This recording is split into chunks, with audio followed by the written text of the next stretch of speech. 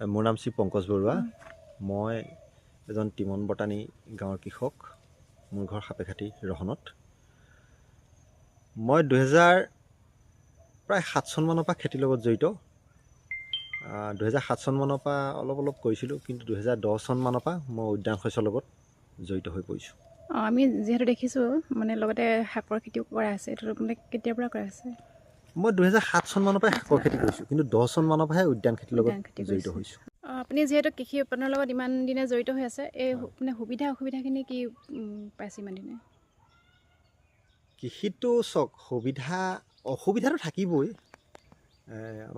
আমি খেতি কৰা মানুহ, আমাৰতো অসুবিধা ধেৰ থাকে। আৰু সুবিধা আৰু ভাল লগা বিষয়টো এইটোৱেই হ'ল, মই সদায় এজন কৃষক হিচাপে মই গৰ্ব অনুভৱ কৰোঁ এইটো কাৰণেই, মই সদায় প্ৰকৃতিৰ লগত থাকোঁ। প্ৰকৃতিৰ গছ বনৰ লগত সদায় মই জড়িত হৈ থাকোঁ, আৰু এইটো মোৰ কাৰণে খুব ভাল কথা। মই মানে কি হ'ল, যান্ত্ৰিকতাৰ পৰা অকণমান আঁতৰি মই প্ৰকৃতিৰ লগত থাকোঁ, সেইটো মোৰ কাৰণে মই বহুত ভাল বুলি ভাবোঁ। আৰু দ্বিতীয় কথা, মই একদম স্বাধীন মনৰ মানুহ।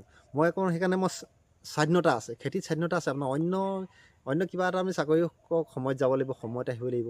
কিন্তু কথা হ'ল কি, খেতিৰ আপোনাৰ নিজস্ব স্বাধীন। আপুনি মন গৈছে কৰিছে, মন গৈছে নাই কৰা, মন গৈছে আপুনি দিনে ৰাতিয়ে কৰক।